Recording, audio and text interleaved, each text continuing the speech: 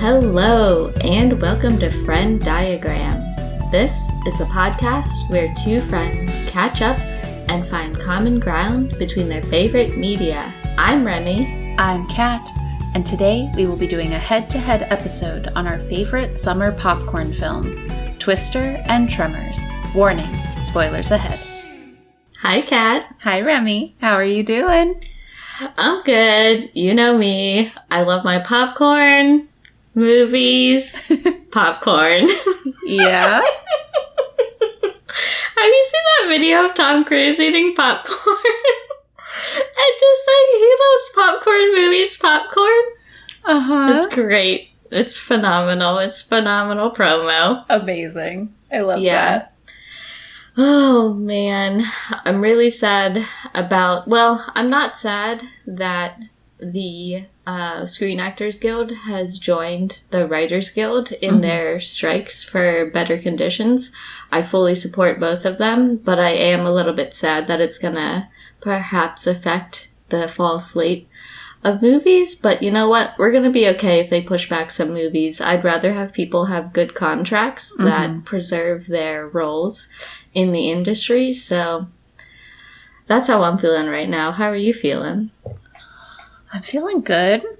I just had tacos and ice cream, so I'm riding that high, and that's been lovely. Oh my god. What kind of tacos? What kind of ice cream? So there's this little taqueria in town that I've been wanting to try for a while. And so I actually didn't get tacos. I got a burrito bowl type thing, and it was delicious. It had, I can't remember, some kind of spicy chicken on top. Nice. It was delicious. And then I got a butter pecan ice cream cone afterwards, and it was amazing. It was the perfect night. Was it a local ice cream place? Mm-hmm. Yeah, it's like a tiny little creamery, and it smells so good the moment you walk in. It just smells like waffle cones. Why are they like that? Ice cream. Yeah. It's amazing. They smell so good. Yeah. Yeah, so I had a nice day exploring. Those were two places that I'd wanted to try for a long time, but hadn't. So that was lovely. So you're traveling right now. That's fun. I am. I took a little vacation. I really needed it. I've been losing my mind for the last few weeks, so... I know. I feel like you kind of like Indiana Jones just like slipped under the door on your way out with... And you, like, reached back for your mind and you pulled it under the door with you. You know what I mean? Yep. Yes. That's exactly what's happening right now. Oh, man. But yeah, I've had a lovely week. I've been setting up new furniture. Yeah. I got all my hair chopped off. These are all great activities. Yeah, it's great. What have you been up to? Oh, just like counting down the days until Oppenheimer. Just waiting, biding my time. It's tomorrow for me. I cannot wait. I'm so excited. I declined to get Friday night tickets because I know I'm so exhausted by the end of the week that I'm not going to have the energy to give my full attention. Yeah. And that's why I always opt for, like, Saturday, Sunday showings. And so I'm very excited to get there tomorrow morning and finally experience it. This is the event of the summer for sure. This double feature. Nice. So I'm very excited. Yeah, we're going to try to catch it later this weekend, but I'm going to kind of play roulette on the ticket buying. We will decide how we're feeling, and when we're in the mood, I'll try to get tickets online prior to the show, but if there aren't any left. I'm sure in this area it won't be, like, selling out as much, though. Yeah, I'm definitely curious to see what it's like in other areas, because I know in some bigger cities, people are, like, got shut out for this weekend and are already having problems, like, 2 and 3 weeks out getting tickets, so... I'm glad I got mine when I did, even if I'm going to be sitting in the 5th row, and the sound will be a lot immense. You can bring earplugs too, or something. I know, but would Christopher Nolan like that? Christopher Nolan is not responsible for your ear health. That's true. That's true. Christopher Nolan doesn't have to lay in bed with the lights off if you get a migraine, so. Ooh, yeah. What does Christopher Nolan do? I would love to watch a day in his life, wouldn't you? Yeah. Fascinating. He's got to be a fascinating dude. Well, should we get into it? Yeah, let's get into it. We're doing another summer double feature. Woo! The last double feature was pretty delayed because we kind of switched things up for Asteroid City's release and my own overwhelming everything. Overwhelming burden of being? Yes. But yeah, we're back at it. We've got Twister and Tremors, and I know, I'm very excited. This is our popcorn movie double feature. Mm-hmm. Movies, popcorn, and I'm so excited. Popcorn movie, popcorn. Yeah. I gotta send you that clip of Tom Cruise. I love it. Yeah, you do. Oh my god, yeah. He understands. He loves a popcorn movie. He lives for a popcorn movie. Yes. We're gonna talk about two of the best fucking popcorn movies of the 90s and probably of all time. Yes. I watched both of these in the past couple of days, and the entire time I was watching them, I was living. I was like alive with the spirit of cinema and adventure, and I was thrilled. End to end, absolutely loved it. Like I was saying, if you had not selected Twister, I would have selected it, but because you did, because you have amazing taste, I was like, okay, well, I'm gonna select Tremors because we gotta keep the adventure rolling. And I've never seen Tremors, I so know, it was like I'm a so perfect excited opportunity to hear about what you thought. But first you're gonna talk about Twister, correct? I am. I'm kicking things off today, and I'll be talking about Twister. Twister is a 1996 film. It was directed by Jan de Bont, and it stars Helen Hunt and Bill Paxton, and it is also graced with the faces of Philip Seymour Hoffman and Alan Ruck, who are famous for their roles in like Big Lebowski and Ferris Bueller's Day Off, respectively. And so this movie is amazing. I have like watched this movie so many times. I grew up loving it. It is a big reason why I just am fascinated by tornadoes. I just absolutely love it. And I was kind of worried coming back to it as an adult that I wouldn't like it as much, or I'd find like flaws in it as one does with movies made in the 80s and 90s these days. Absolutely. But this film holds up, and I am so happy that we get to talk about it. So just to give everyone a basic synopsis of the film, our main character is Bill, and he's played by Bill Paxton, and he is trying desperately to get his divorce papers signed so that he can get remarried. So he's like tracking down his ex-wife, Jo, who is played by Helen Hunt, and they used to like work together, chasing storms, chasing tornadoes, and trying to like gather as much data from these twisters as possible. And he kind of gets lured into Jo's trap of storm chasing. Well, she kind is it a trap when it's a force of nature? She kind of tricks him into chasing storms all day instead of signing these divorce papers. I know, but she didn't create those storms all day. I think we're going to fall on different sides for Jo. Jo is absolute chaos. So anyways, he tags along for this day of storm chasing with his fiance, who is not a storm chaser, knows nothing about storm chasing. She's like a therapist, and she is perfect and innocent. Her name's Melissa. I love Melissa. Okay. Just a gem. Interesting description. And so their main goal for chasing these tornadoes all day is so that they can launch their device, Dorothy.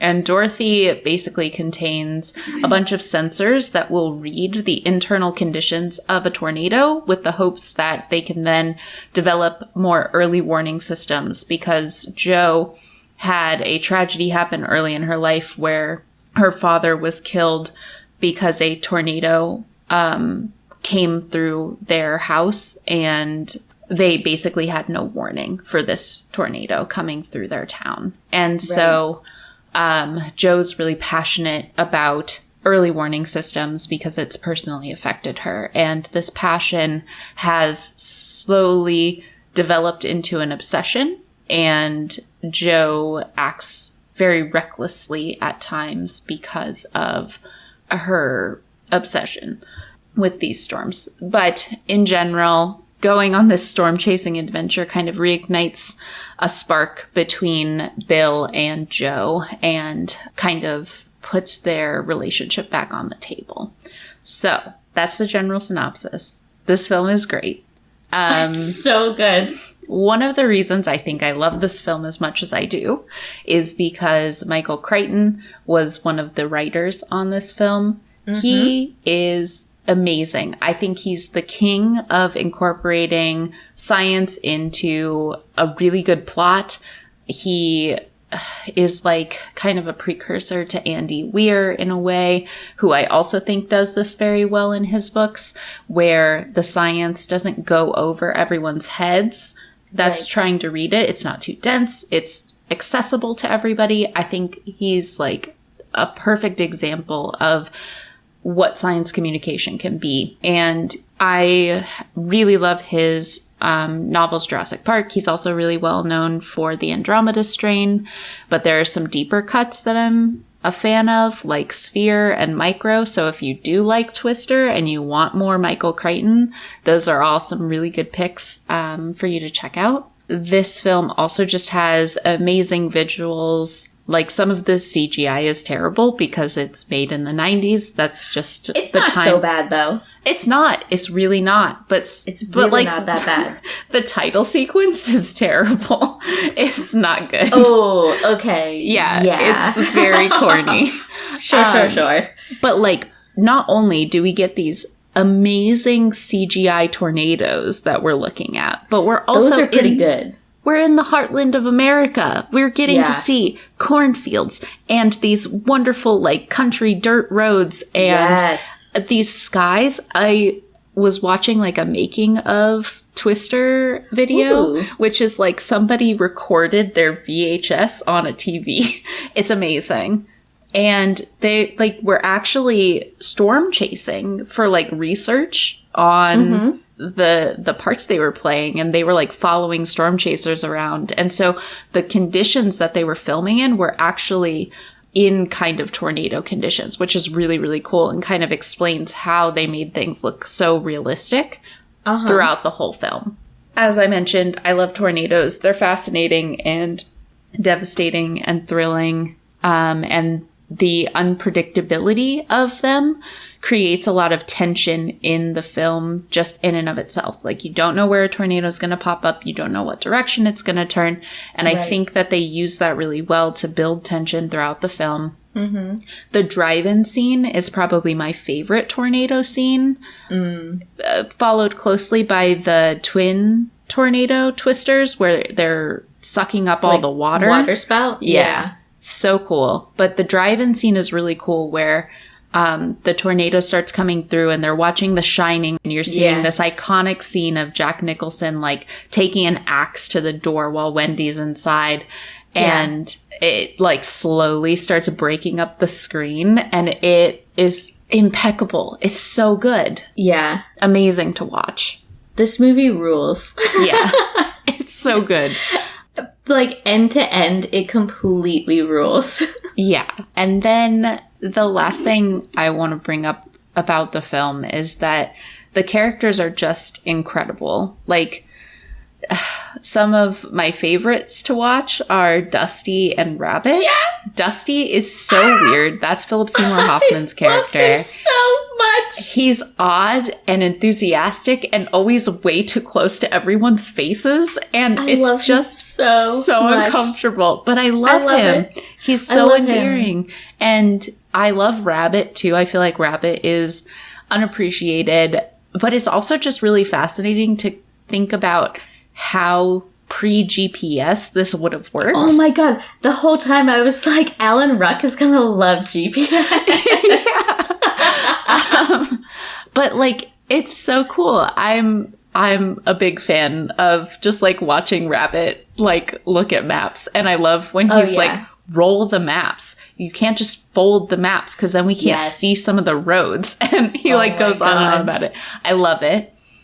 I think Jo is such a fascinating character to watch. She's so frustrating, and I don't like her.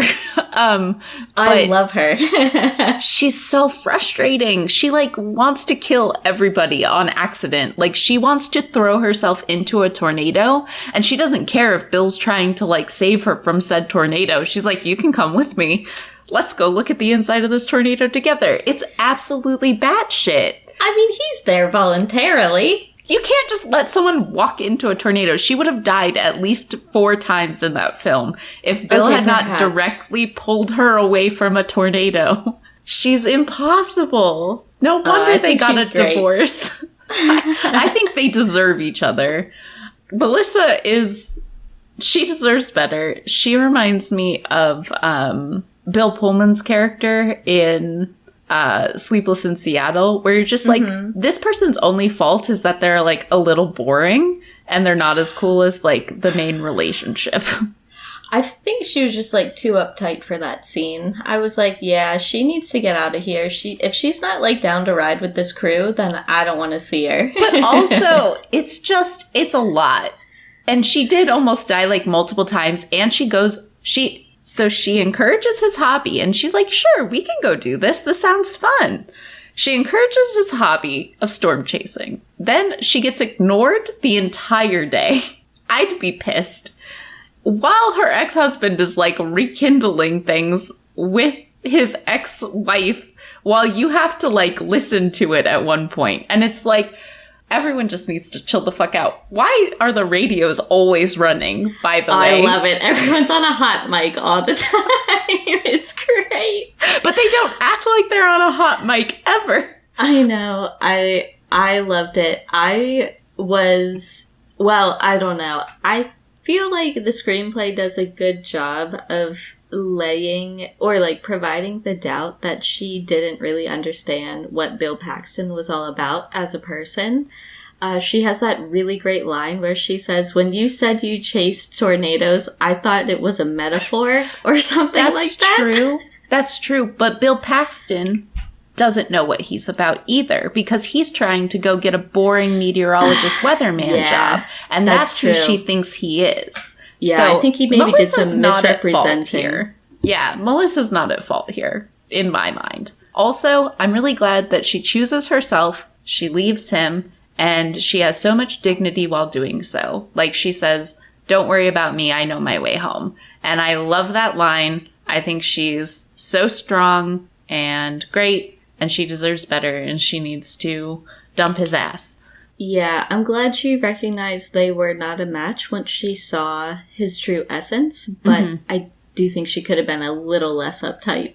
That's all I'm gonna say. I think that's fair. But some people can't help being uptight. Like, and is that the person that you want to spend the rest of your life with? But, like, Bill Paxton was in denial. He would have, like, ended that day and married her still. And it's like, Bill, you just need to figure out what the fuck you want. I know. I think I'm just expressing this opinion because I'm so envious that she got to ride in the van with Dusty on this convoy, and there's no other place I'd rather be. I would fucking kill to be in that convoy, superscript to be in Dusty's van in the barn burner. That's where I want to be. That's the one you want to ride in? Yeah, man. With the megaphone and the tunes, of course. I want to help navigate desperately. Oh my god, I just want to be a part of this crew. I want to be like whipping down those country roads through the corn. This is very similar to the area where I grew up visually. So like careening down those like side roads when the camera is mounted to the top of the van and you're in the midst of the convoy and you're like in motion, following everyone in a line. Those are some of my favorite shots in history. I love the kinetic energy of that, and I love how it recreates like the feeling in my heart of just going way too fast down a country road, and it makes me so excited. I could just scream. I just want to be there so badly. So that's why I get so mad that Melissa's not having a good time when Dusty just wants to hold her hand in the background of every I scene. love Dusty. I love that she allows him to hold her. I love that choice so much. Yeah. Dusty is amazing. Oh my god, I love Dusty. I think this is the perfect, like, I think this was like Philip Seymour Hoffman workshopping his future character Scotty J in Boogie Nights. You have to watch Boogie Nights. If you love Dusty, you're gonna love Scotty J. Amazing. Oh man. But yeah, this movie is just amazing. I can come back to it a million times and just be like, these people are so strange. Also, they would have definitely died in that last scene. And I just need... Oh, yeah. Like, they would have been shredded to pieces. Yeah, 300-mile-an-hour winds. They didn't account for debris so much whatsoever. Debris in there, and they were just, like, vibing out, like, waving around in the wind. Yeah. Yeah. But I'm perfectly happy to suspend my disbelief. For sure. Yeah. For a moment or two, because I think this screenplay is exquisite. Yeah. And I love the excellent use of the competitor team. Oh, I think they're employed expertly. Mm-hmm. The one led by Carrie Elways, and that the other guy who's a total that guy who finally got his spotlight in Devs. God, what is his name? Let me look at it really quick. The guy that drives. The guy that drives. Yeah, I love him. I think his character's name is Tony. Yeah. What is his real name in real life? Zach Grainer. Or Grenier. Sorry, Zach. I don't know which one it is. Anyway, he's great. I love him. He's excellent in Devs. And we need to start a Devs count. Every time Devs comes up, we need to put a tally. I need like a jar to put a quarter in. for when I talk about Devs or Patriot. Remy's Devs jar. Yeah. When you watch it, you'll know what I mean. Mm-hmm. But that competitor team is a perfect screenwriting device of... Yeah. I mean, it drives everything forward. It gives you a perfect enemy. Even when, like, there's feuding amongst our A team, there's always that common enemy. And everything, like you were saying earlier, how Michael Crichton shines with science communication through entertainment, I totally agree. They take such care through the dialogue to make sure the viewer is totally, like, up to date on what's happening and on the same page as the characters through exposition that's not terribly clunky or anything. Like, everything is in such plain language. You know what they want to do. You know how their device works. You know what the ultimate goal is at all times. You know why they don't like the other team. And you understand completely what's happening the whole time. And it's just so well executed.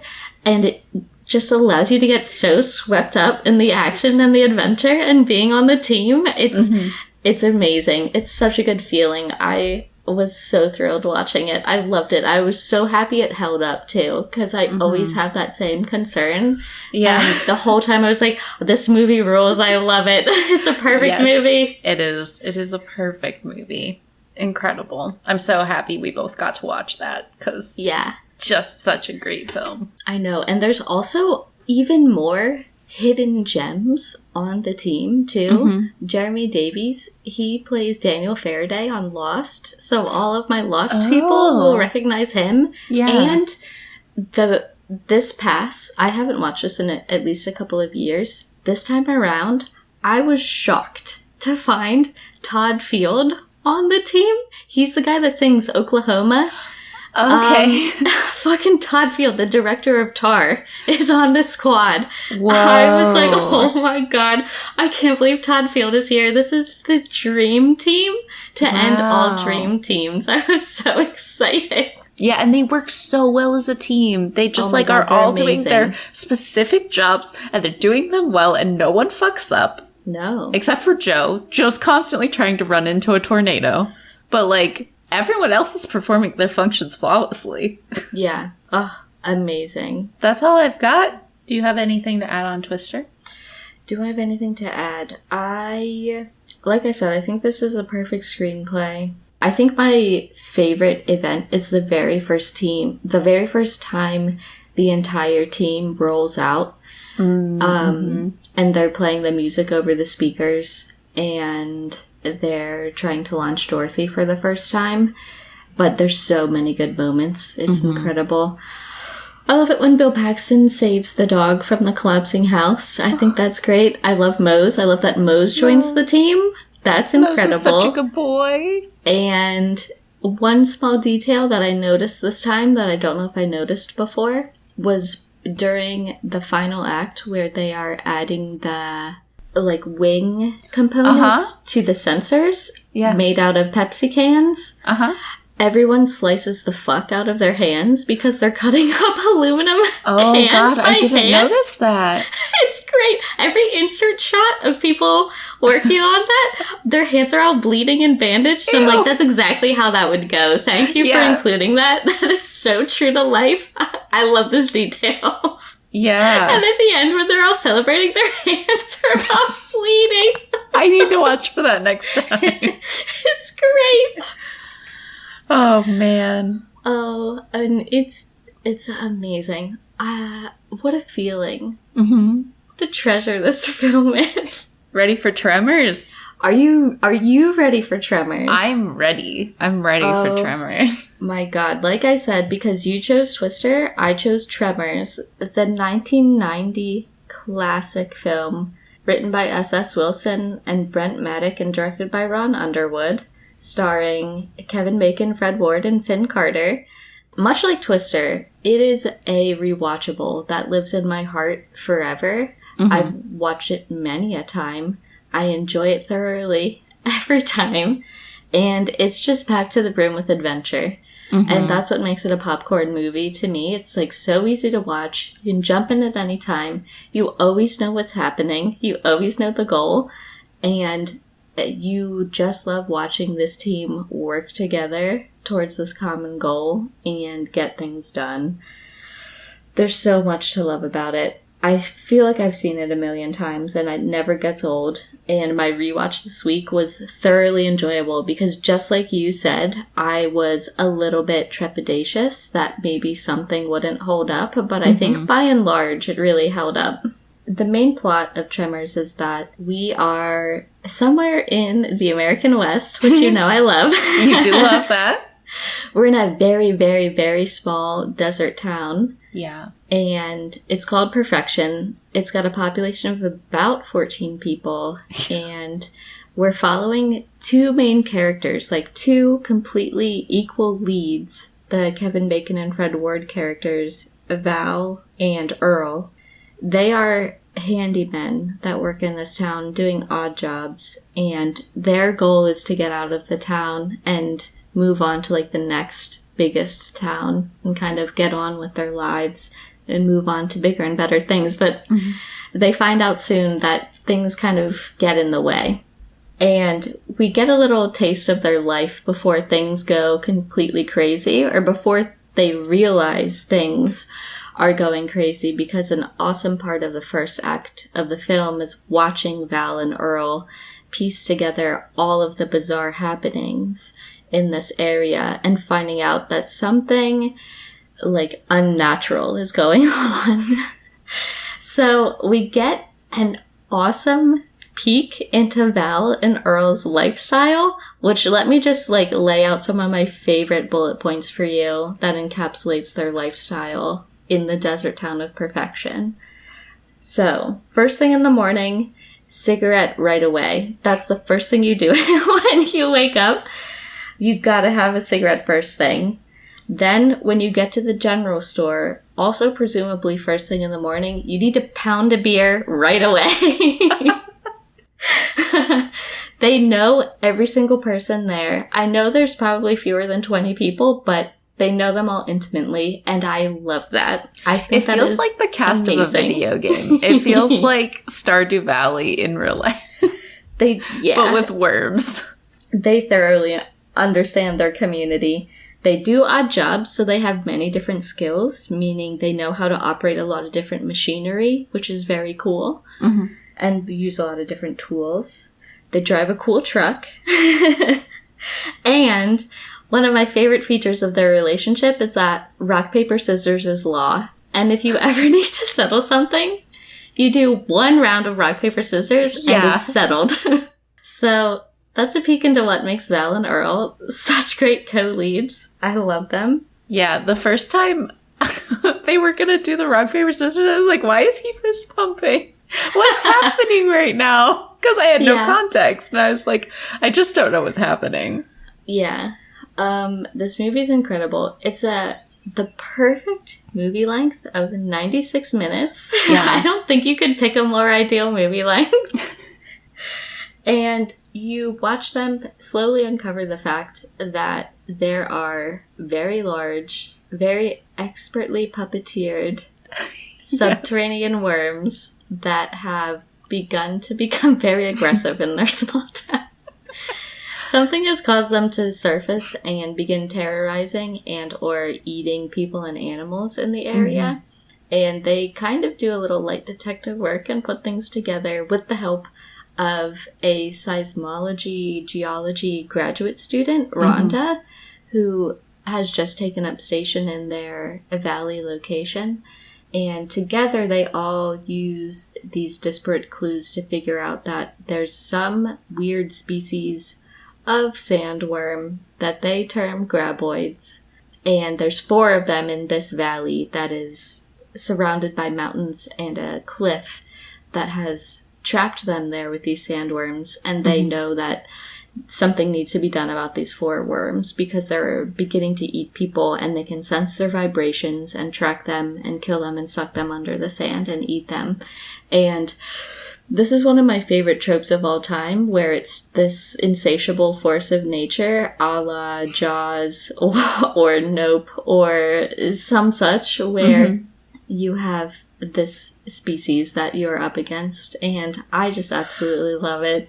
I think it's the best, and Val and Earl do their best to warn the town and preserve as much life as possible while also doing a trial and error run to figure out what the rules are of how these worms operate and how you can beat them, how you can evade them, and how they can get out of this town and into the mountains so they can go for help and avoid getting eaten.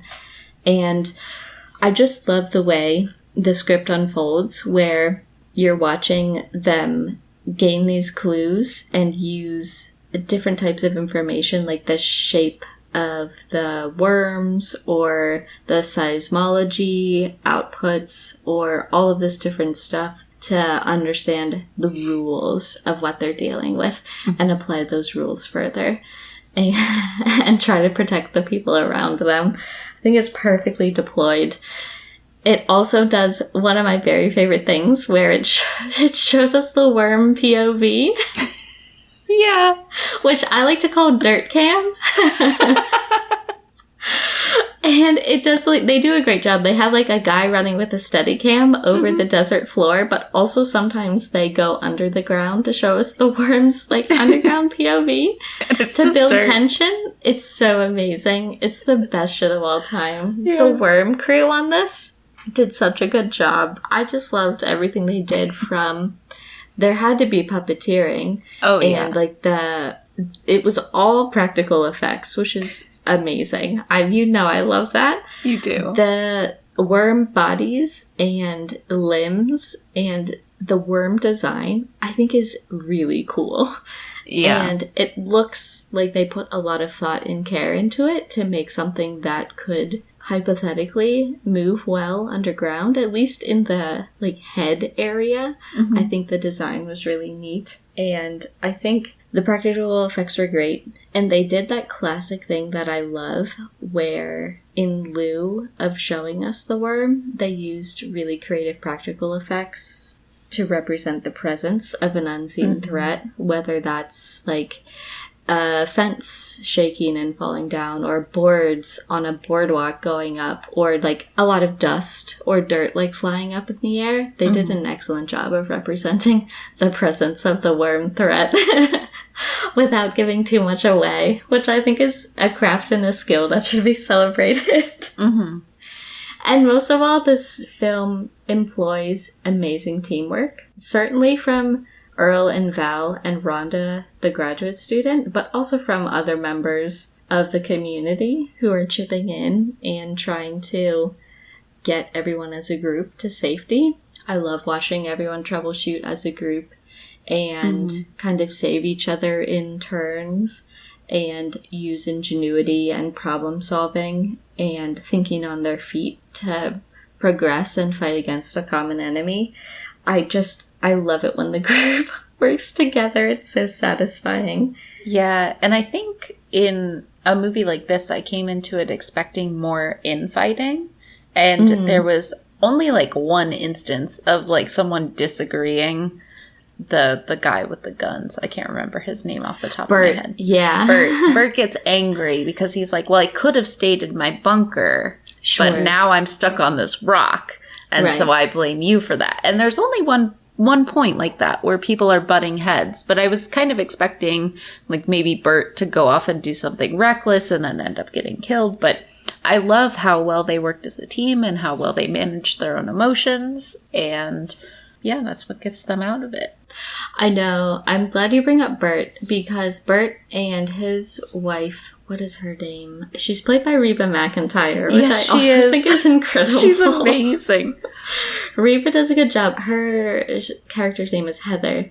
Yeah. And Bert and Heather are maybe the first time I was introduced to the concept of preppers, in that they have a bunker full of like food rations and water and guns, like so many guns, in this small town. So many guns. And the sequence where the worm breaks into their basement and they shoot him with like 500 different guns is, I love the way it is edited, because our heroes in the town know that the worm is heading for the bunker, and we see it bust in through the wall, and there's a perfect cut, one of the best cuts ever, where you cut back to the town perspective from miles away, and you hear that echoing sound of all of their massive guns going off in the canyon, essentially. And that's the way you find out that they weren't instantly eaten by the worm. Yeah. And I think that's just excellent decision-making, great directing, great editing. There's a lot of really great editing in this film. I think that's underrated. And I think it's really funny because they treat Bert and Heather as a bunch of absolute weirdos, which I think is deserved. But when they come through in the end and kill one of the worms, Earl has a really great line where he says, well, I guess I can't make fun of your lifestyle anymore. Yeah. Which I think is hilarious. Earl is amazing. I love Earl. Earl's so good. I love all of these characters except for Melvin. I would not have been sad if Melvin had. I thought for sure Melvin was gonna die. I know. I was like, get this fucking kid out of here. He's dead weight. I love when Bert gives him a gun, though, and it's not loaded. Yeah. He's like, Bert, you asshole. And he's like, got you moving, though, didn't it? Dude, Melvin, you suck so bad. But yeah, I just love the entire setup. I love Walter and his general store. I love how everyone hangs out there. R.I.P. Walter, I'm sorry that happened to you. But I love how everyone takes a turn contributing to the problem solving, which I think is great. And they really do carry out a lot of logical steps, which helps you not to be frustrated with anyone, which also makes it really enjoyable because you're never like shouting at your screen to be like, obviously do that, obviously do that. They try out a lot of really logical stuff. Yeah, these are like competent people that I would trust in a survival scenario. Very competent, very brave. Yeah. And a lot of greater good choices being made. And that's really satisfying. And so, yeah, I don't know if I want to go into any more detail than that. Do you think that covered the general vibe of Tremors? Yeah, I think so. I really enjoyed it on my watch. What did you think? This was your first time watching it. Tell me all about it. It was my first time watching it. I really enjoyed it. I don't think I've seen Kevin Bacon in anything aside from Footloose. So I was really impressed with his performance in this. He does like this funny thing with his lip that like stuck out to me. And I was like, what are you doing with your lip? Like he like lifts one side of his lip. I was like, what are you doing? Who told you to do that? You look weird. But I love the grad student, and I love there are like many moments throughout where she's like, why are you asking me? I don't know any more about this than you do. And they're like, well, you're smarter than us, apparently. I know. But I love that because I would feel the exact same way. Survival situation. If someone was like, well, you've got higher education. What do we do here? I'd be like, I don't know. Yeah, I love it when they defer to Rhonda because she's the seismologist and she also seems to understand a lot about like basic biology as well. Yeah. And stuff about soil. And I love that they thoroughly respect her input. I enjoy that. For sure. Yeah, and she's wonderful. I love her character. She's so smart. And my favorite moment of hers, I think, is when she like sees Kevin Bacon's character get like surrounded by guys, and there's like this really good scene. The graboids are like trying to suss out where Kevin Bacon is, and he's standing really still, and he keeps like lifting his leg up and putting it down on the other side, and it's like really, really tense. I love that scene. And she's like in the meantime trying to kick this pipe so that it's like splashing water onto the ground so it draws the worm back. Vibrations. Yeah. Oh my god, it's such a good scene. It's so tense, and she like takes the initiative. So smart. I never would have thought to do that. I never in a million years would have thought to do that. I do, but that's what's so satisfying about it. Yeah, for sure. Now I know to do that. If I'm stuck on a water tower that's old and has one pipe leading down. Love it. Yeah, it was a really fantastic film. I could see myself watching that again, for sure. Yeah. They build great tension with the graboids getting near to people and trying to find them, whether with their feelers or just like that they're nearby because you've seen their POV or for some other evidence. And they do a great job of tension building and making sure you understand exactly what the threat is. And there's just something about the way things are constructed at first where you're almost watching... Well, I think it's amazing because at first Val and Earl think that there's a serial killer on the loose because they keep finding... That's a logical It's so logical. It's completely... Like, that's definitely what they should have thought because they find all these dead people and just like a guy's head and dead sheep and these people dying of thirst because they're trying to avoid something, and they're like, there's a serial killer on the loose, and then they call for help, and the help also gets eaten, and the road crew is eaten, and like all they find is bloody hard hats, and everything is going insane. They're just trying to leave town because they finally got the initiative to leave. And now they're trapped because there's like a serial killer on the loose and our pets' heads are falling off and all of this stuff is going wrong. And I love it. It's perfect. And then they become an integral part of the problem-solving team of perfection. And it's a perfect progression of people working together and just thinking of really creative ways to advance the plot and work against these worms and dwindle down their numbers, because you are always very thoroughly kept up to date with how many worms are left.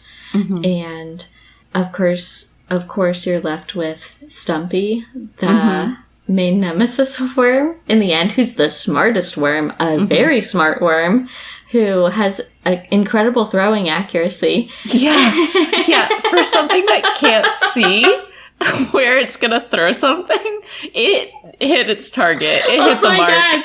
I was like, no. Oh my God, get him in the Major League. What an arm on that guy. Can you imagine? Oh man, it's a thrilling film. I thoroughly enjoyed it. You liked it? I liked it. I liked it a lot. It was fun. It was a good watch. Yeah. These two films, I'm very excited to talk about what they have in common. Yeah, are you ready for our Venn diagram? Our friend diagram? I think I am, if you are ready. I'm ready.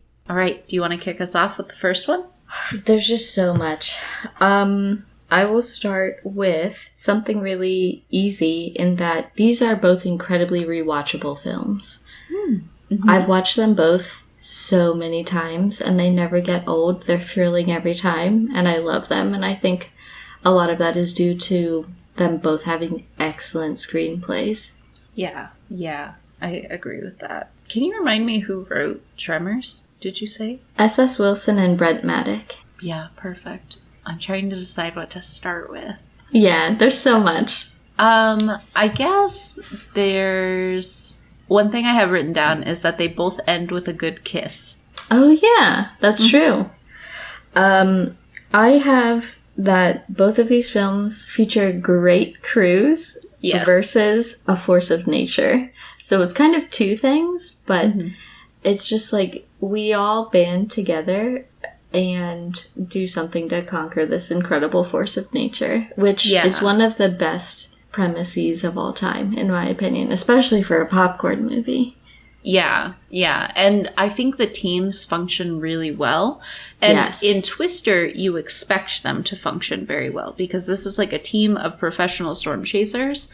But in Tremors, kind of like I alluded to earlier, I didn't expect as much teamwork or as like well-functioning teams. But I think that they like realized really early on that no one can make it out on their own. So they have to stick together and think of a way to survive together. And I think that everyone is really constructive and they listen to each other's ideas and they don't make anyone feel stupid for any ideas. No. And I love that. I really, really enjoyed that aspect of it. Yeah, and everyone has really good ideas. Like, it's not just Val and Earl. Like, you also have Bert and Miguel and Nancy and all these different people having ideas and contributing. For sure. To kind of go off of that, there's a very creative aspect to these films where there are late game arts and crafts. So in Twister, they're putting pinwheels on the sensors so that the sensors get sucked up into the tornado. And then in Tremors, they're making bombs. Pipe bombs, yeah. Oh my God. If you want to call that arts and crafts, I'll allow it. That's what I'm going to call it. Wow, okay. Amazing. One thing that I picked out today, which I was kind of primed by a conversation I had last night with a friend that I'll tell you about. One thing these have in common is they both have capable and brave female scientist leads in Joe and Rhonda. And that really stuck out to me today when I was watching them because I just had a conversation last night with a friend, like a former colleague from my most recent workplace. And we were talking about our favorite Christopher Nolan films because we were, talking about the build-up to Oppenheimer. And she was talking about how much she loved Interstellar because it was the first time she saw a prominent female scientist portrayed on screen. She's younger than me, so she missed, Ripley and Tremors and Twister, probably. But that made it really stick out to my mind that we have two, early examples of really capable female scientists killing it as crucial team members in these immaculate crews. And that's something that Michael Crichton especially does really well. There's lots of really good female characters in Michael Crichton's work, and they're all so competent and capable. Mm-hmm. This is, I think this is my last one, and this is an easy one, but something I thought was interesting was that there was Old Mountain Dew product placement, which I really loved. I love the old Mountain Dew logo where it's like a white background with kind of green text. Mm-hmm. It's a beautiful logo. I would drink Mountain Dew if it still had that logo, and I don't know why they changed it to like bro dude. It's very bro-y signaling. now. I can't. And they need to go back to the old logo because it's so good. So in Twister, you see this like in the aluminum cans that they're cutting up. It's mostly Pepsi cans, but there are some Mountain Dew cans sprinkled in there too. Nice. And there's like a sign on the side of the general store in Tremors that has the old Mountain Dew logo, and it's so good. And I was like, oh my God, I can't believe it. Mountain Dew used to be so popular. I noticed also in the general store in Tremors, they had old glass bottles of Gatorade. I saw that too. I was like, oh, I would kill to spend an hour in this general store. Yeah. And just look at everything. It was so awesome. Yeah. Great production design. Loved it. Yeah, it was awesome. Let me see. I have a couple more things. Mm-hmm. One of them is that by and large, I was impressed with how the visual effects held up across the board. Oh, yeah. Aside from, like, the opening of Twister, a lot of it looked great. Mm-hmm. And also, I think a lot of stuff holds up in Tremors because it seems purely practical across the board. And that always ages really well to me. And I think people put a lot of great work and care into that craft. And I think it looks as good as it can look for a movie that's this old. So I think people did an awesome job on that. Another commonality, I think I said this already, but I'm going to say it again. When I was watching each of these films, the entire time in my head, I was just thinking, this is a perfect film. I love it. It's so good. Mm-hmm. And the final thing I have is that they each are from the years we were born, respectively. Oh, really? Yeah. I forgot that. Yes. Oh, I love that. That's a great overlap. That's a true Venn diagram. That's a true Venn diagram. Wow. Amazing. Good catch. Thank you. I love this episode. This was such a fun conversation. This episode. I love everything I viewed this week. Yeah. It made me so happy. Perfect films. I'm excited to talk about our last picks for our summer movie series. Have you picked one yet? I could right now. Yeah, I can make a game time decision. Sure. Okay. Do you want a minute to think about it? Let me just make sure I have the year right. Okay. I'm ready when you are. I can't believe this is rated like this. Okay, sorry. I'm ready. You go first. So our final summer double feature is going to be Summer Hidden Gems as the theme. And I will be covering something that might not be a hidden gem to people of a certain age, but certainly to people of your age and my age. Mm-hmm. The 1977 film Sorcerer, directed by William Friedkin. Ooh, I've never even heard of this. I think it counts as a hidden gem because no one talks about it anymore. Yeah. But I think they should. And so I'm going to be talking about Sorcerer, baby. That's amazing. I can't wait to watch this. Yeah. My pick is the 2014 film Love and Mercy, which focuses in on the Beach Boys, specifically Brian Wilson's character, and it follows him as a young man and then as an older individual. And I feel like this film has not gotten the love it deserves. It's got a 90% on Rotten Tomatoes. People slept on this film, and I'm obsessed. It's so good. And the Beach Boys are like quintessential summer music. I just love it. I've seen that. I love it. I'm so excited for you to watch it and hear what you think. This is going to be fun. Oh, and it's got one of our faves in it. It's got Paul Dano? Paul Dano, yeah. Yeah, I see. Amazing. Yeah. And the reason I picked this was because I was watching an interview with Paul Dano where he was breaking down his most iconic characters. And Oh. it was a really good interview, and he talked about this role, and I was like, oh, I forgot that he was in it, and he did such a good job. It was amazing. Yeah. So, Oh, I can't wait for you to watch Sorcerer. It is such a good Roy Scheider movie. oh, really? Primo. I can't wait. Okay, well, we've got our picks, and we'll be wrapping up this series in August. So excited. I can't wait. Yay!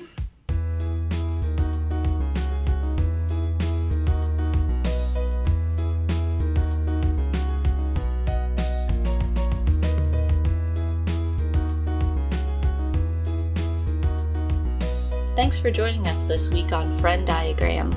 Thank you to Tyler Seek for the creation of our intro and outro music. Did you take any of our recommendations? Have any thoughts on the show? Let us know at frienddiagrampod@gmail.com, and we might read your email on a future episode. If you can, please take a moment to rate and review the show on your podcast app of choice, and we'll see you back here, same place next week. Bye for now.